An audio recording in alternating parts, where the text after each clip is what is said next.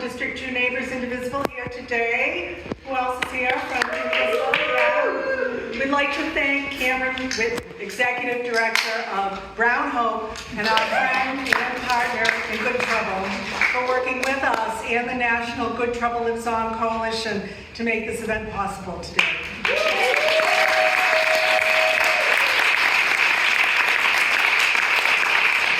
We invite you to stay after the fireside chat to get to know Brown Hope and D2 Neighbors Indivisible.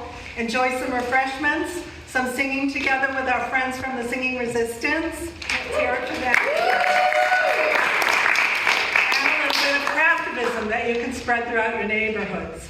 Most importantly, we invite you to visit our voter registration table, which will be outside from 2 to 4, either to register to vote if you need to do that, or to check your current voter registration to make sure you are ready to vote in November. Yeah. John Lewis's legacy speaks for itself. It's our job today and every day to ensure his legacy of Good Trouble lives on by doing all we can together to protect and defend what he called our precious, almost sacred right to vote. And with that, I'll hand it over to Cameron to introduce our distinguished guests and kick off our fireside chat. Let's hear from Lisa!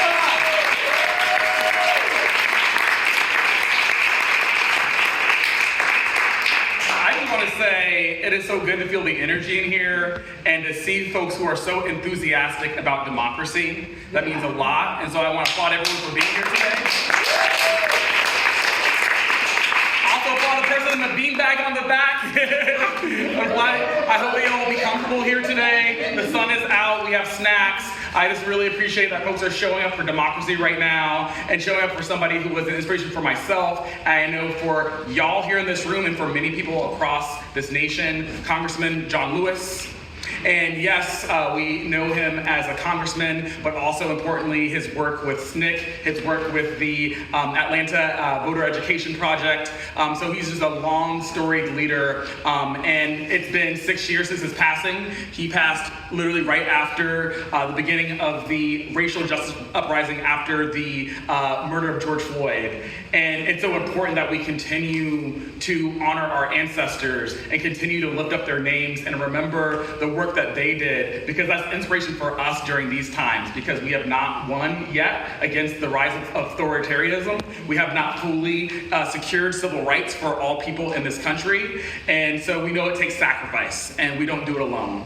And so with that, I do want to name in particular, one of the things that we are talking about here today is the Voting Rights Act of 1965, which we know just a few months ago dealt another devastating blow from the U.S. Supreme Court, which dismantled Section 2 of the Civil Rights legislation. The Voting Rights Act is still in place, so there's parts that have been demolished both in this year and also in 2013. And so we have leaders from across this country who have come together to sponsor the John Lewis Voting Rights Advancement Act. And that act has also been co-sponsored by our 2 U.S. senators here in Oregon, Jeff Merkley and Ron Wyden. And so they know about this event, and they're really grateful for us to be here. And they wanted just to share an announcement with everyone about the John Lewis Voting Rights Act. We might have ran out of copies, but there were some copies in the back if you want one. There's a analysis around the sections of this act that was introduced last year in 2025. And so we want folks to pay attention, because we can re-strengthen the Voting Rights Act and ensure that everyone truly has the opportunity to vote and for their voice to be heard in political processes. And so with that, we have some quotes from both Senator Ron Wyden and Senator Jeff Merkley before we start the panel. And so Ron Wyden said, "We all stand in the shadow of John Lewis's legacy as a fierce advocate for the voting rights of all Americans. He was a devout believer that it was our moral obligation as citizens to stand up for the rights of the most disenfranchised, no matter what it took. We have the opportunity to cement his legacy and to secure the right to vote in black letter law. We've seen states fighting tooth and nail to block marginalized Americans from the ballot box. Congress cannot afford to stand idly by as Americans' inalienable rights are trampled.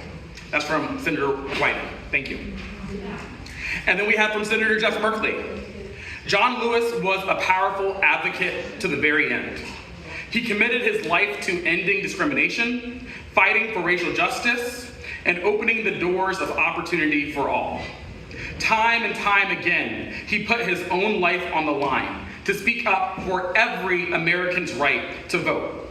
And the best way we can honor his legacy is to continue his fight and pass the John Lewis Voting Rights Advancement Act, so everyone has an equal opportunity to participate in our democracy. Thank you. Yeah.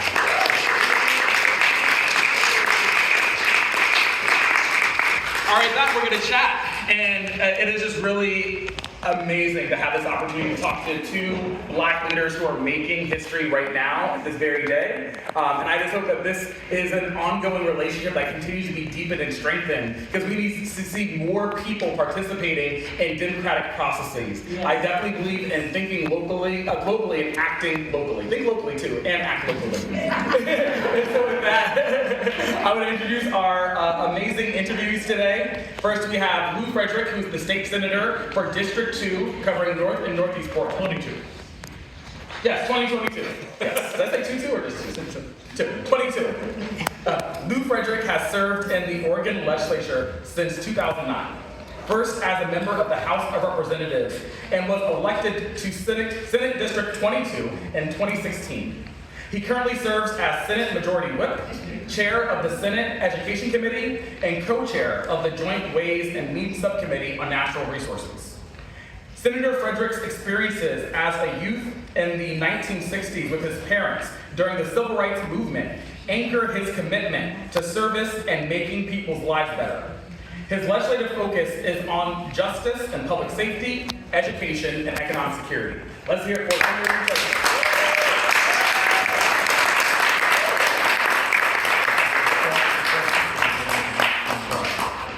And next we have State Representative Travis Nelson for House District 44 in North and Northeast Portland.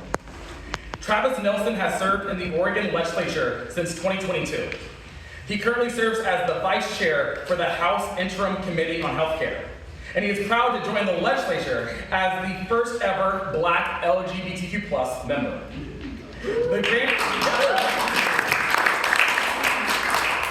The grandson of Louisiana sharecroppers, Representative Nelson's parents moved his family to the Pacific Northwest before he entered grade school. His career as a registered nurse and union representative informs his intersectional approach to advocacy, recognizing the connection between healthcare access, environment, housing policy, racial justice, and so many other social determinants of health. Let's hear it for Travis Nelson.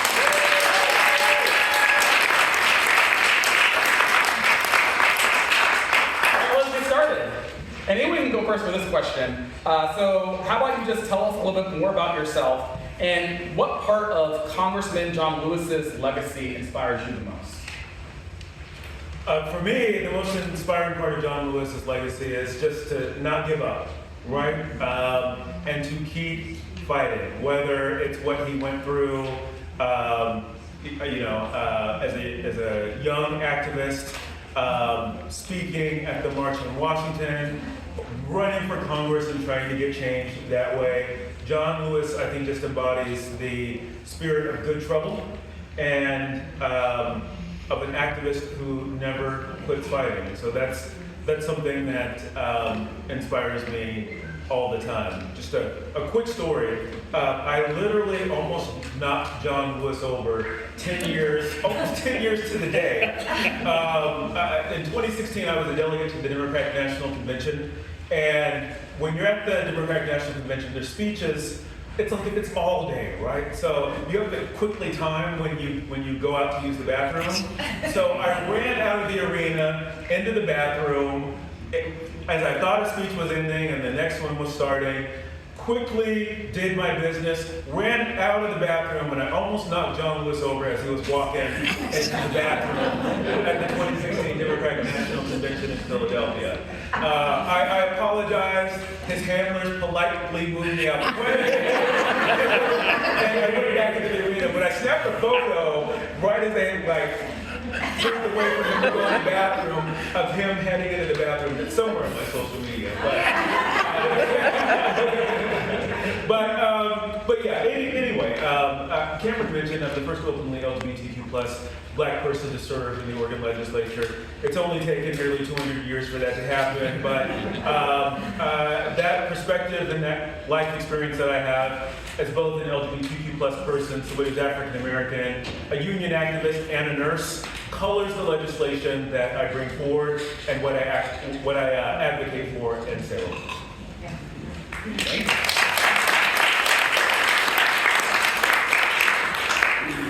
Well, I have the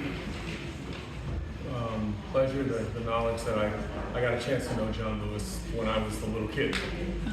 So I was marching with John Lewis and the other folks. My first tear gas was when I was 8.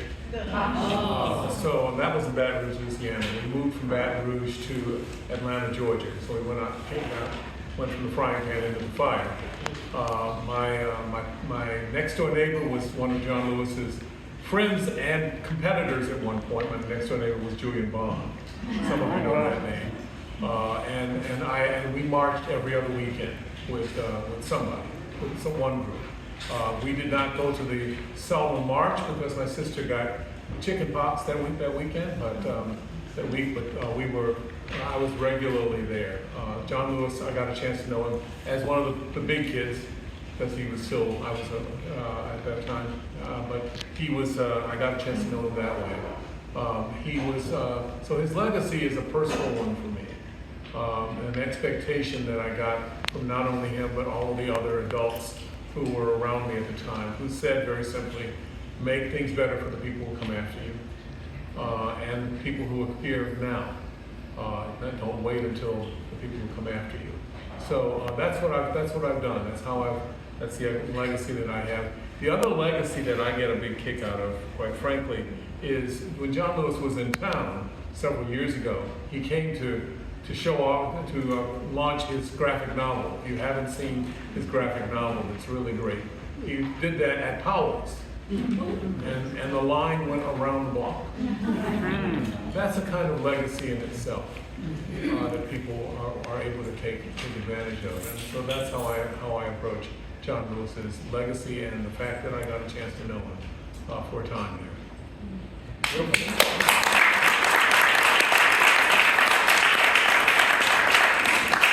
And I also got a chance to meet the congressman when he came to Portland in 2014. He was the guest speaker for the MLK Shabbat at Congregation of Israel. And that was the first time that I got to hear the chicken story, which is the story that he kept telling people till his grave. When he was a kid, he had these chickens, and he decided to preach to them. And he would have like Sunday services for the chickens, and he tried a chicken baptism, and there was a point when the chickens died that he would force his siblings to join him for chicken funerals. And they had a cemetery, and so he loved telling that story. So like it demonstrated just his love for all living beings. Yeah.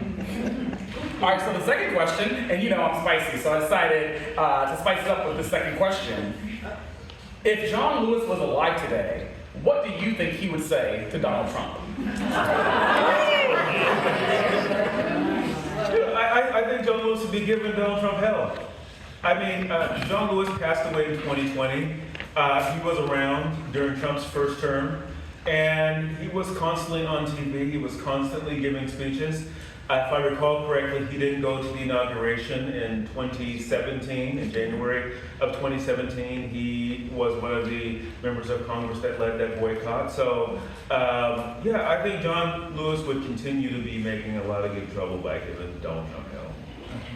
Well, I think he would not only be giving Donald Trump hell, but all the folks who have managed to support and hang around and just let Trump continue. I think that's the key element there. We can all talk about Donald Trump, but it's the fact that he had people who were still are willing to support what he's done and what he's doing, that I think John Lewis would make that clear as well.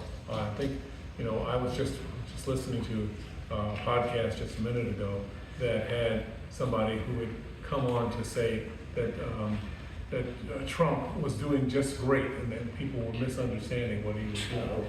And when you hear that, I think John Lewis would have said, first of all, it is time for you to admit that what you're talking about is just basic racism. Let's be very clear about that, and that we need to do something about it. And if you are unwilling to acknowledge that that's the case, that is just telling me that you are not willing to acknowledge that that is a problem. And so, I've forgotten her name, but the woman who used to give lots of lectures, who would say to a group of an audience, all of you white folks who were there, would you trade how many of you would trade to be a black person? Yeah. And no one would stand up because they knew what that meant. So it's a kind of thing that John Lewis would be continuing to speak to it well. He would try to be talking, but he would make it very clear that this was an issue that we haven't seen truly addressed. Appreciate it. Sorry, started to lose my voice earlier today, and so I'll try to do my stage voice here. Okay, can you hear me now? Yeah. Good to hear. Thank you.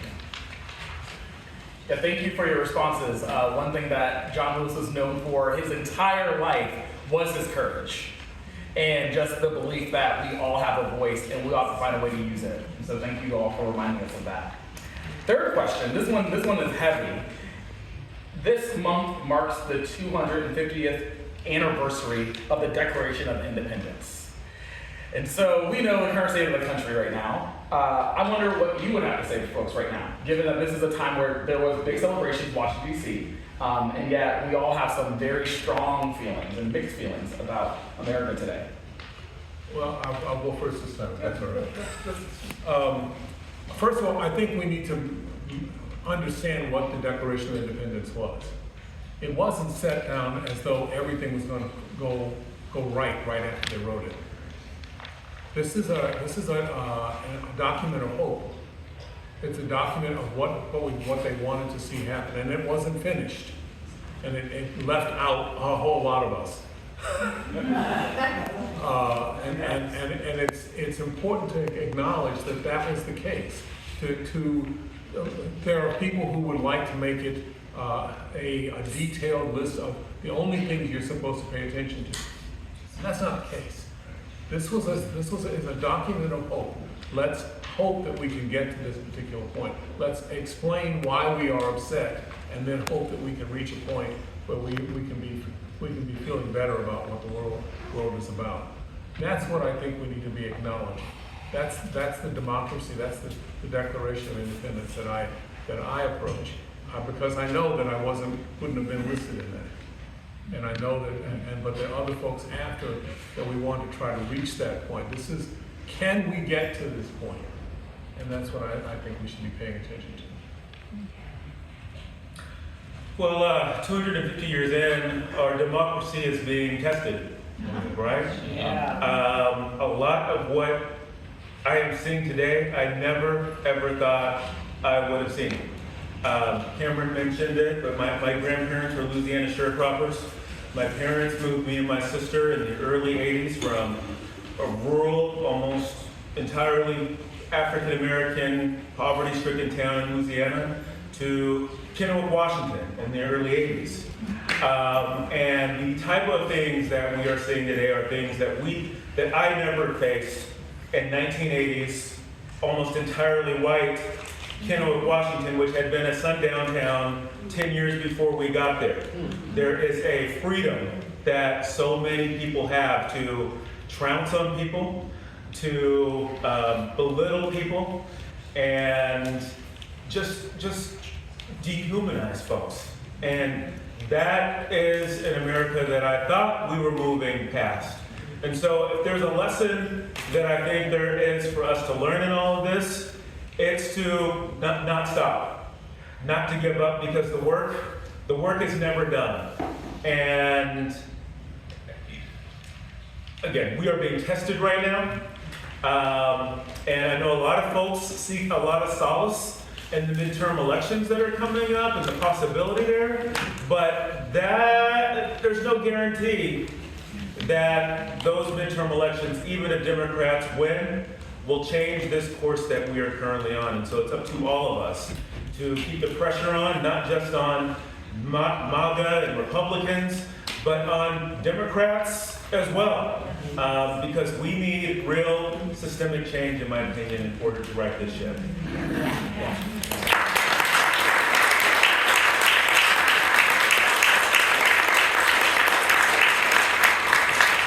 Very powerful, very eloquent, and what I took from that is that America is ongoing. Like, it is oh, there's a mic. Oh, yeah. Okay, a few times? Yes. Let's hear it from Loma County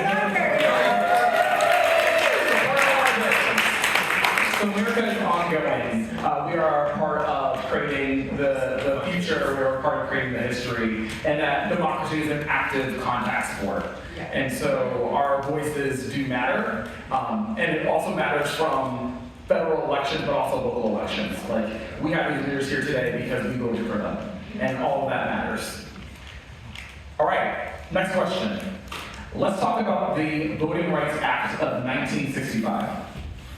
Just a few months ago, we saw the U.S. Supreme Court got Section 2 of this landmark legislation. What's been your reaction, and what do you think we can do to prevent the disenfranchisement of Black voters?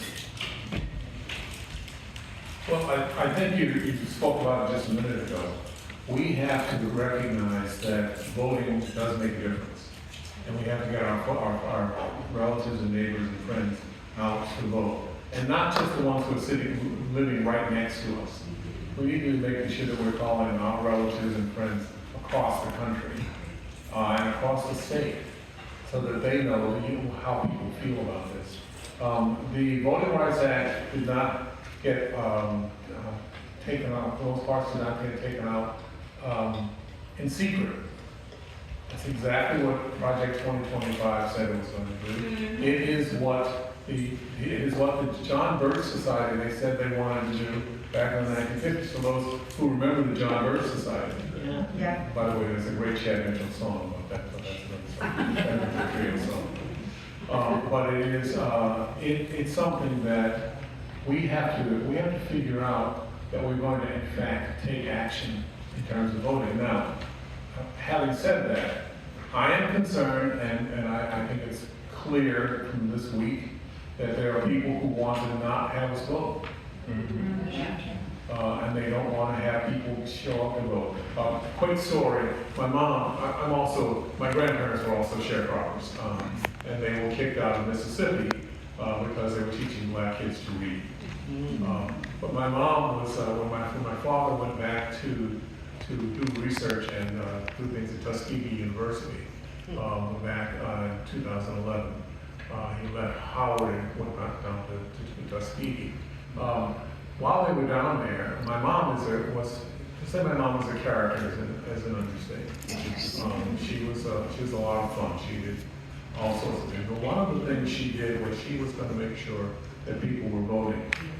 And so there's a picture of me with a sandwich board when I was about 11, 12 years old, walking down the street.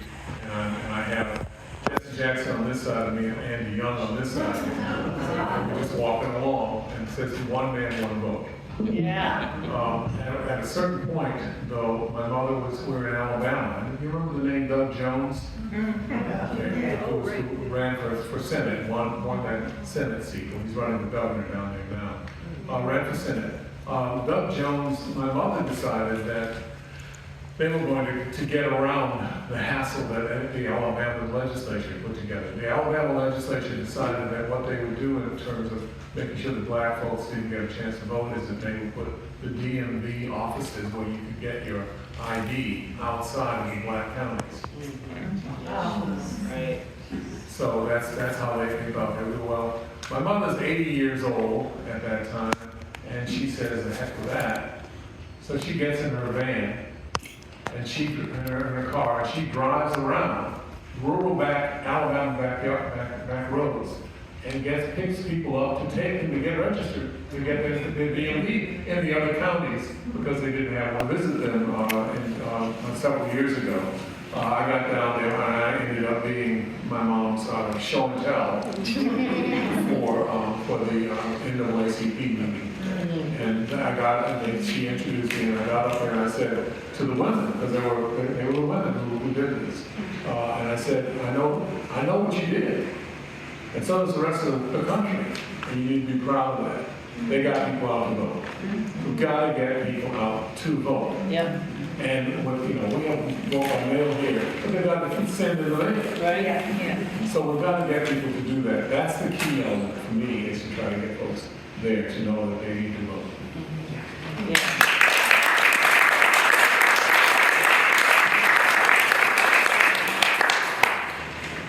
So I'm a member of the National Council of Black Legislators, and we just had a call yesterday talking about the Voting Rights Act. And in your question, you ask, what can we do to prevent the disenfranchisement of black voters? Well, I think in the short term, I think there are going to be black voters that are disenfranchised, especially in the South, in those states where Section 2 applied. Luckily, Oregon has a Voting Rights Act. I learned this yesterday. There are 8 states that do, and I think it's going to be up to the states now to do all that they can to ensure that every state has a Voting Rights Act until we can change the Supreme Court. What we are seeing at the national level, at this Supreme Court, is something that's been in the work for at least 40 years, right? The right has been very patient. They have been very methodical. They have taken advantage of divisions amongst folks across the aisle from them, in my opinion. And if there's one thing I would love to see, it would be for folks who think more like me, more left-leaning voters, to think like they do when it comes to time for presidential elections. That feeling we all have now with Trump being in office and dismantling everything. Let's not forget that when a Democrat is in office. Let's not forget that this is possible. We do this every time. At the end of Bill Clinton's presidency, we became divided. At the end of Barack Obama's presidency, and when it was Hillary and Trump, we were divided, and there were folks who sat out and said, I'm not going to participate because of A, B, C, and D, E reason, and we let Trump in the front, not in the back door, we let him in the front door, right? And then we had enough of Trump in 2019, and we voted Biden in, and then Kamala came along. We all had our reasons, whether it was Dow's or whatnot, why many of us were not going to vote for her. And although those reasons were legitimate, we are in a much worse place now than we would have been had she been elected. And Trump may have the opportunity before this midterm election this year, to appoint another Supreme Court justice or 2. And I'm of the belief that the Supreme Court is the most powerful branch of government. They serve for life, folks. We have a president for 4 or for 8 years. And so, long term, I just think we've got to keep our eye on the ball and remember that the Supreme Court is the game, in my opinion, at the end of the day. Yeah.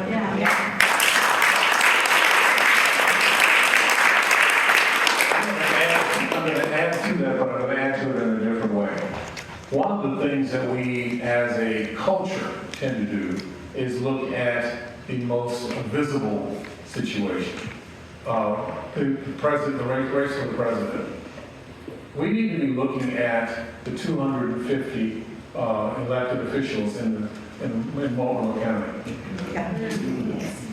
You have school board elections going on, you have county commissioners, you have soil and water district elections going on. Soil and water district, they may have $35–40 million to spend on different things, and they can spend them on the right kinds of things. So we have a culture, a media culture that is primarily looking at this, the top of the ticket, because that's what they think is most visible. And when you go, and I've done this a couple of times in my various jobs. When I was a reporter, I tried to make sure that I went to all school board meetings. I can tell you right now, to have a reporter at a school board meeting these days is a big surprise. Certainly to have a broadcast reporter at a school board meeting is a big surprise. But you need to be able to have that kind of sense and understanding. One of the biggest issues we had in the Capitol, I don't know if you did this or not, but in 1995, we had 65 people who had press credentials in the Oregon State Capitol. 65. Last year, we had 15. So you're not getting the information about what's going on, and you're only getting the information of something that they can sell to their editors, and that has to be something that is confrontational, a situation where people are conflicting, really having conflict in one form or another that they can sell to their editors, not necessarily to the general public, but their editors are looking for something that people will think up and figure out. But before, people, as reporters, were actually covering all of the legislation. So everything, all the things, they knew who the people were who were the chairs of the committees and what the bills were. We don't have that anymore. So we had, 4,500 bills that were introduced in the 2025 session. And you probably have only heard about 5 or 6 of them at the most.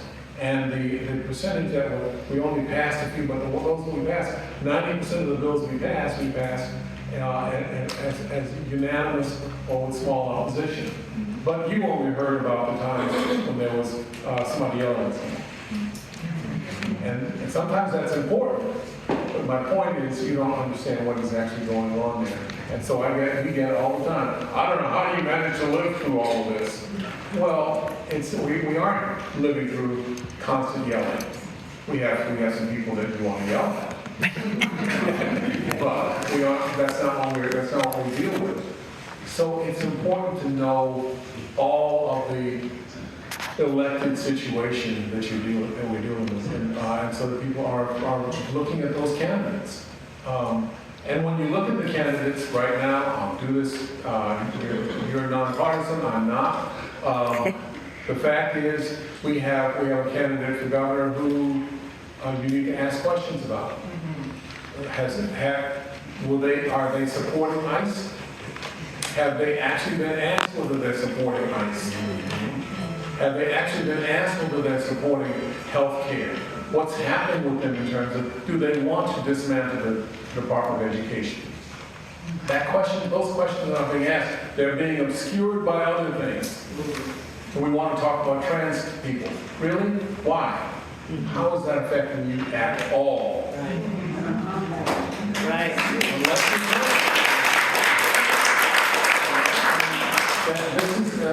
But they want to put that as the top issue for the state. We need to be asking those questions of people who are running for office. What are you really looking at that's going to make a difference for the people in our community? All of our community. So I just beg that you take that, understand that there are people who are out there deliberately trying to distract and divide. Thank you.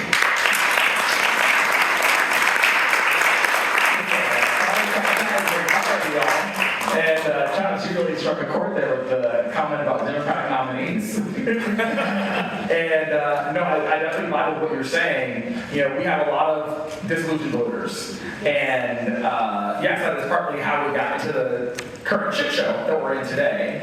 And I know that, disillusioned voters, they're not really receptive to this argument of a lesser evil. So I really, in this past year, reframed it and started saying, well, what about the greater evil? Yeah. And that has actually worked. People were it is obvious. This year alone, we have seen a wing of the White House demolished, and on Trump's birthday, there was a cage fight on the White House lawn. So if we actually start start really framing, like, sure, we might have some like more shallow like policy disagreements, but you look at things that are just like, how is this human being allowed to have access to nuclear codes? And so keep reminding people what these choices really are, and hopefully common sense will prevail, because I believe common sense still exists in this country.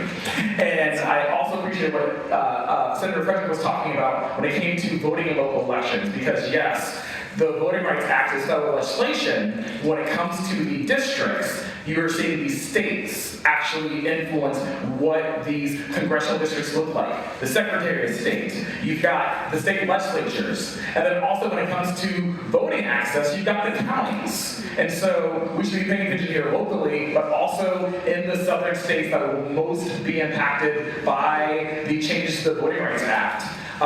Local, like how politics is local, you gotta pay attention. Thank you. All right, next question. Next question, and this one is really big for me as a nonprofit leader for a racial justice nonprofit. During his State of the Union address this year, Donald Trump loudly declared, "We ended DEI in America." His administration has gone full-on attack mode against civil rights legislation and DEI. And we've even seen local governments like the city of Portland and Washington County succumb to the pressure and dismantle their DEI initiatives. Yeah. What have you seen as the main impact of the war on DEI? Well, I think, thank you so much. We've got an administration and a Republican Party, from my perspective, that's focused on deflecting and dividing. And I think this war on DEI is a part of that, right? Putting the focus on trans folks, members of the LGBTQ plus community, black and brown people, and saying, hey, it's those people over there while they continue to pick everybody's pockets. Trump has made, just in the 2 years he's been in office, what, I think I saw over $2 billion? $2 billion. That's for those of you in the back, that's $2,000 million that Trump has made by using marginalized communities as bait, essentially. When it comes to diversity and equity inclusion initiatives, given the Supreme Court Harvard ruling and that broad impact, yes, the Supreme Court said that you can't do things specifically for people because of their race, but you can do things that are culturally responsive, culturally specific. And so in the work that I've been doing in the legislature that Senator Frederick has been such a good partner with, that's been how we've been framing a lot of the work that we've been doing in the legislature. And Senator Frederick, I want to make sure I give him flowers now. He has been a phenomenal mentor. We've gotten some really good things done on this front in the legislature just in the last couple of years. We had a resolution last year that honored the history and the impact of Black drag queens. We had the first Black drag performer on the floor of the legislative body. Ruby Bridges Walk to School Day. We got that across the line in Oregon last year. The Freedom to Read bill that prevented the banning of books because of the race or LGBTQ plus status or the gender of authors. So there's ways that we are working around that at the state legislative level, but I think it's just important for us all to remember that we've got to continue to pursue on and not let things like DEI bans be viewed as roadblocks. Let's find our way around it. Eventually, let's reverse it and let's keep doing the work.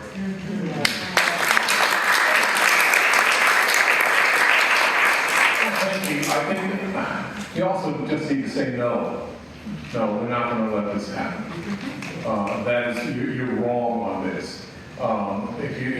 If you believe that somehow the DEI is some dastardly thing, you're wrong. This is what it does. This is what these programs do, and we're going to continue to work to try to make sure that the people who have been left out of things are no longer left out. That is what we're doing. Part of the problem that we have is that some folks in Washington County, other places, have said, "Oh no, what are we going to do?" What we're going to do is say, "No, that's wrong." And Dan Rayfield from the Attorney General has managed to bring a number of bills, stop lawsuits to stop some of this at the federal government successfully, which has been.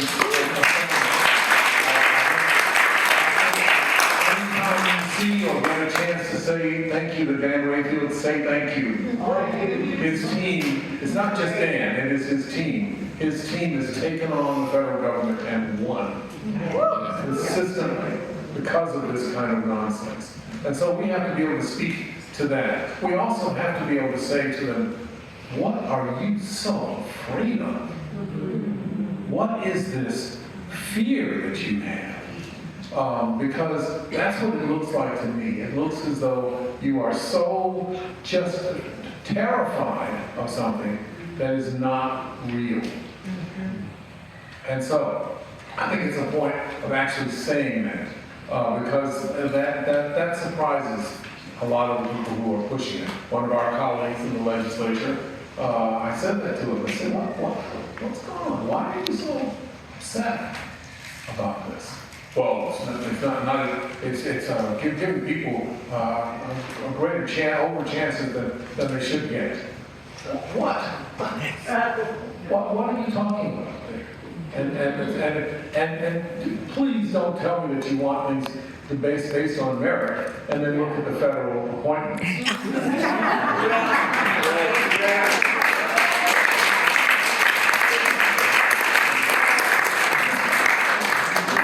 We've got real idiots, that's being kind, that are in position. So we need to be able to say to them, no, that's not the case.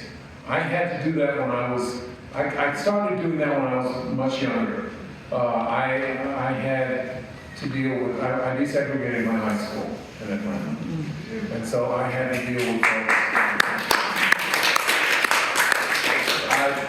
I just think I was part of a group of 9 people, to go into Daniel C. O'Keefe High School, in 1964.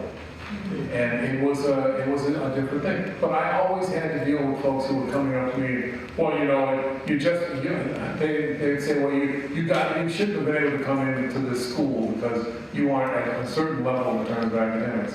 And I took them all on in terms of the academics. And so have other people. So this fear, this basic fear, this is the South, remember, this is Atlanta, Georgia. This is the low-income white community that is very upset about this. The fear was just palpable, and it was learned, and it was generationally learned. We have that same kind of fear right now with folks as well. So we need to be able to say to them, I'm sorry. I'm really sad that you're so afraid, but we're not going to just live in your fear.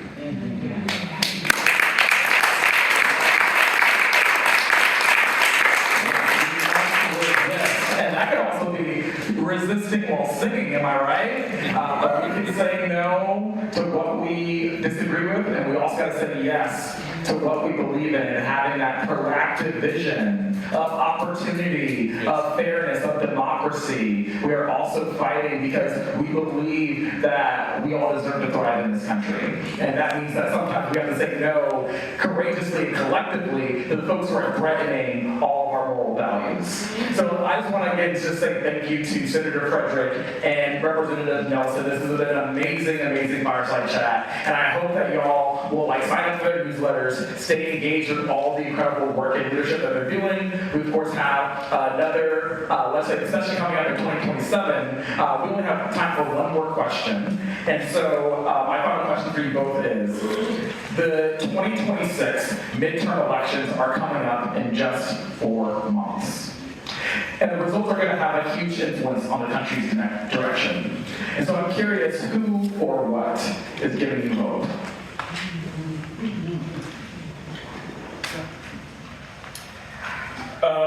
The youth. The youth are giving me a lot of hope.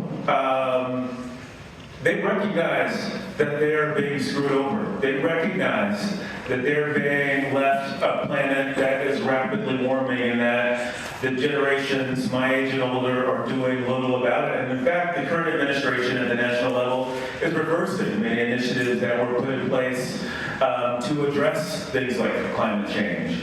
They recognize that we are in a K-shaped economy and that income inequality is getting worse. They are not getting jobs as they're getting out of college. We made a deal with our young folks where we told them, hey, you go to college, you get not just a high school education, but you get a collegiate education. There will be a job for you and you will be able to live at least a middle class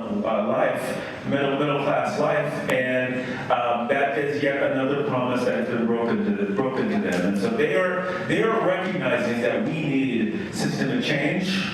They are organizing, they are coming together, and I think they are going to be a part of implementing and voting for the systemic change that we need desperately in this country.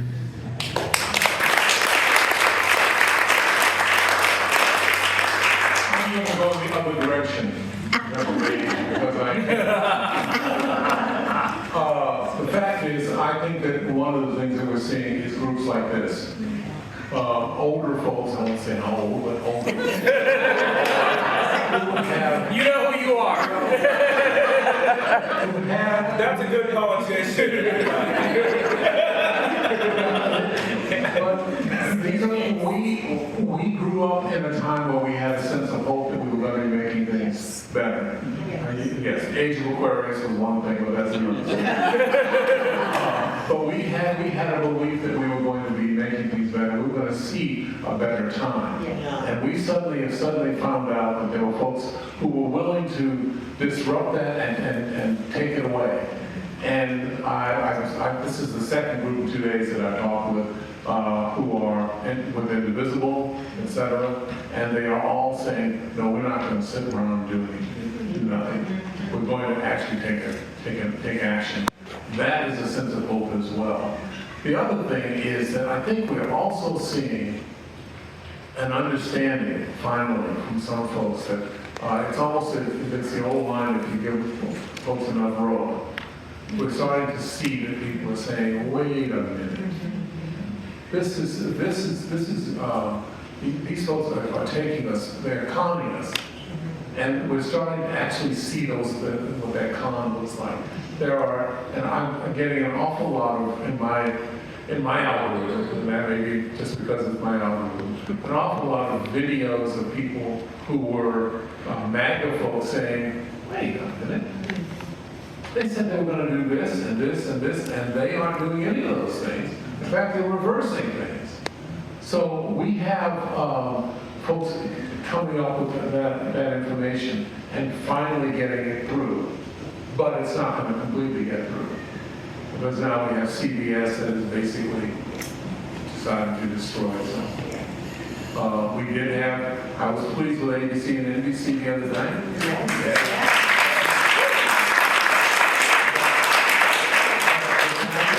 We don't have a regular situation, and I have good friends of mine who work for the Oregonian. They're trying their best. But the Oregonians they're barely a pamphlet these days. Not because they don't have good folks. It's that they don't have the kind of number of papers. It's so skinny that there's nothing there. They try. But we've got to find a way to get good information out to people. Communication vehicles are few and far between, unless you're online. And if you're online, then that's being set up for what you're going to see. You're not going to see all the other stuff. So we've got to figure out a way to get to people. And that's what you folks are really the key for. We need for you to talk and find out, and this is something that some people can't believe. We need for you to know who your neighbors are. You need to be able to say, okay, so-and-so is interested in this, I can go and talk with them. But in most of our neighborhoods, people don't know what their neighbors do, or even their names. So we need to get that out, and then we need to make sure that that's across the state. Now, when it comes to young people, one of the key things that I do, which scares them surprisingly, if they walk by my house and I say hi, they don't expect that. They want, what did I do? Nothing, just hello. But that's part of what our culture has done. Yes. Is no longer have connection with one another. So we've got to find a way to break through that.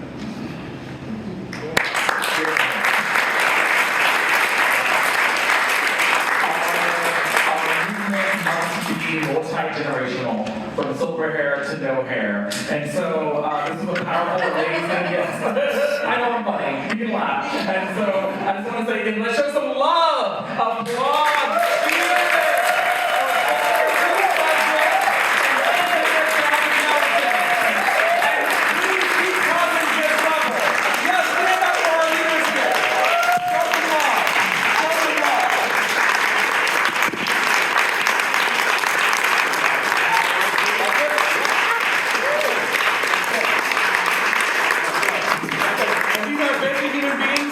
They might be able to stay in chat. I know some of them have to go, but let's continue to show them support as they continue doing work in the community.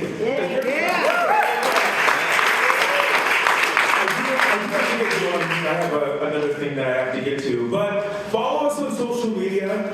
Senator Frederick and I well, I don't want to speak for Senator Frederick, but I know that I'm in the middle of putting together my legislative agenda for 2027. If there are specific ideas that you have around bills, if there are things you want to talk about, now is the time to arrange meetings. I do constituent meetings all the time, so if you live in the district, North or Northeast Portland, I'd be happy to sit down with you for 10, 15 minutes, maybe even a half an hour, depending on the day, and have a conversation. So thank you all so much for being here.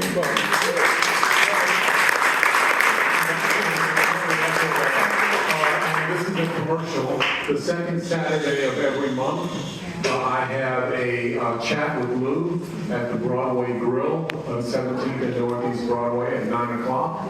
You're welcome to come. We did it a couple weekends ago, last weekend. But the second Saturday of every month, I have a chat with Lou. And we also end up with town halls in one form or another together. So you might look for that. But please try to find a way. And yes, if you have ideas, I'd love to hear them. If you have concerns, I'd love to hear them so that we can find some way to get some things done in the 2027 session. And don't wait until February. We have what we call interim days that take place in September and December, where we talk about potential bills and potential ideas for bills in Salem, in hearings. So those things are available. Keep that in mind, please. Yeah. Our first bill drafts are due in September. Right. So waiting until session is too late most of the time. Thank you. Thank you.